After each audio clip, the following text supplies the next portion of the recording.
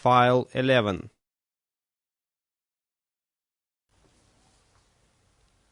Chapter 7. Margaret announced a party and invited 40 people. The date for it was 7 days away. This was a fine opportunity. Margaret's house stood by itself, and it could be easily watched. All the week it was watched, night and day. Margaret's household went out and in as usual, but they carried nothing in their hands, and neither they nor others brought anything to the house. This was ascertained. Evidently rations for 40 people were not being fetched. If they were furnished any sustenance, it would have to be made on the premises. It was true that Margaret went out with a basket every evening, but the spies ascertained that she always brought it back empty. The guests arrived at noon and filled the place. Father Adolf followed. Also, after a little, the astrologer, without invitation. The spies had informed him that neither at the back nor the front had any parcels been brought in. He entered, and found the eating and drinking going on finely, and everything progressing in a lively and festive way. He glanced around, and perceived that many of the cooked delicacies and all of the native and foreign fruits were of a perishable character, and he also recognized that these were fresh and perfect. No apparitions, no incantations, no thunder. That settled it. This was witchcraft. And not only that, but of a new kind, a kind never dreamed of before. It was a prodigious power, an illustrious power. He resolved to discover its secret. The announcement of it would resound throughout the world, penetrate to the remotest lands, paralyze all the nations with amazement, and carry his name with it, and make him renowned forever. It was a wonderful piece of luck, a splendid piece of luck. The glory of it made him dizzy. All the house made room for him. Margaret politely seated him. Ursula ordered Gottfried to bring a special table for him. Then she decked it and furnished it, and asked for his orders. "Bring me what you will," he said. The 2 servants brought supplies from the pantry, together with white wine and red, a bottle of each. The astrologer, who very likely had never seen such delicacies before, poured out a beaker of red wine, drank it off, poured another, then began to eat with a grand appetite. I was not expecting Satan, for it was more than a week since I had seen or heard of him. But now he came in. I knew it by the feel, though people were in the way, and I could not see him. I heard him apologizing for intruding, and he was going away, but Margaret urged him to stay, and he thanked her, and stayed. She brought him along, introducing him to the girls and to Meidling, and some of the elders, and there was quite a rustle of whispers. "It's the young stranger we hear so much about, and can't get sight of. He's away so much. Dear, dear, but he is beautiful. What's his name?" "Philip Traum." "Ah, it fits him." You see, Traum is German for dream. "What does he do?" "Studying for the ministry, they say." "His face is his fortune. He'll be a cardinal some day." "Where is his home?" "Oh, way down in the tropics, they say. Has a rich uncle down there." And so on. He made his way at once. Everybody was anxious to know him and talk with him. Everyone noticed how cool and fresh it was all of a sudden, and wondered at it, for they could see that the sun was beating down the same as before outside, and the sky was clear of clouds, but no one guessed the reason, of course. The astrologer had drunk his second beaker. He poured out a third. He set the bottle down, and by accident overturned it. He seized it before much was spilled, and held it up to the light, saying, "Oh, what a pity! It's royal wine."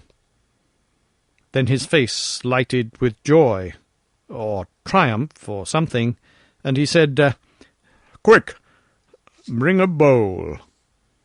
It was brought, a 4-quart one. He took up that 2-pint bottle, and began to pour. Went on pouring, the red liquor gurgling and gushing into the white bowl, and rising higher and higher up its sides, everybody staring and holding their breath, and presently the bowl was full to the brim. "Look at the bottle," he said, holding it up. "It is full yet." I glanced at Satan, and in that moment he vanished. Then Father Adolf rose up, flushed and excited, crossed himself, and began to thunder in his great voice, "This house is bewitched and accursed." People began to cry and shriek and crowd toward the door. "I summon this detected household to—" His words were cut off short. His face became red, then purple, but he could not utter another sound. Then I saw Satan, a transparent film, melt into the astrologer's body. Then the astrologer put up his hand, and apparently in his own voice said, "Wait! Remain where you are." All stopped where they stood. "Bring a funnel." Ursula brought it, trembling and scared, and he stuck it in the bottle, and took up the great bowl, and began to pour the wine back. The people gazing and dazed with astonishment, for they knew the bottle was already full before he began. He emptied the whole of the bowl into the bottle, then smiled out over the room, chuckled, and said indifferently, "It is nothing. Anybody can do it. With my powers I can even do much more." A frightened cry burst out everywhere. "Oh, my God, he's possessed!" And there was a tumultuous rush for the door, which swiftly emptied the house of all who did not belong in it, except us boys and Meidling. We boys knew the secret, and would have told it if we could. But we couldn't. We were very thankful to Satan for furnishing that good help at the needful times. Marget was pale and crying. Meidling looked kind of petrified. Ursula the same. But Gottfried was the worst. He couldn't stand. He was so weak and scared. For he was of a witch family, you know, and it would be bad for him to be suspected. Agnes came loafing in, looking pious and unaware, and wanted to rub up against Ursula and be petted. But Ursula was afraid of her, and shrank away from her, but pretending she was not meaning any incivility, for she knew very well it wouldn't answer to have strained relations with that kind of a cat.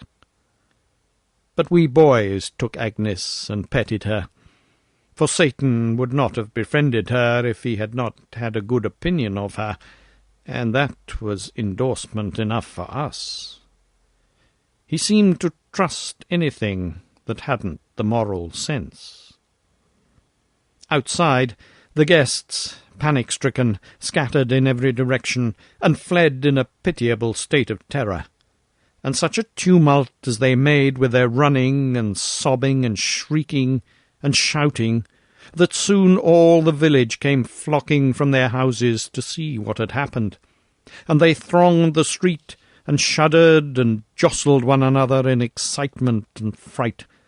And then Father Adolf appeared, and they fell apart in two walls like the cloven Red Sea, and presently down this lane the astrologer came striding and mumbling, and where he passed the lane surged back in packed masses and fell silent with awe, and their eyes stared and their breasts heaved, and several women fainted. And when he was gone by, the crowd swarmed together and followed him at a distance, talking excitedly and asking questions, and finding out the facts. Finding out the facts and passing them on to others, with improvements. Improvements which soon enlarged the bowl of wine to a barrel, and made the one bottle hold it all, and yet remain empty to the last. When the astrologer reached the market square, he went straight to a juggler, fantastically dressed, who was keeping 3 brass balls in the air, and took them from him, and faced around upon the approaching crowd, and said, "This poor clown is ignorant of his art. Come forward and see an expert perform." So saying, he tossed the balls up one after another, and set them whirling in a slender bright oval in the air, and added another, then another, and another, and soon, no one seeing whence he got them, adding, the oval lengthening all the time, his hands moving so swiftly that they were just a web or a blur, and not distinguishable as hands. And such as counted said there were now 100 balls in the air.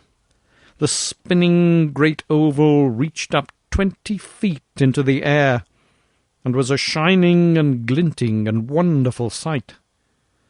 Then he folded his arms, and told the balls to go on spinning without his help, and they did it.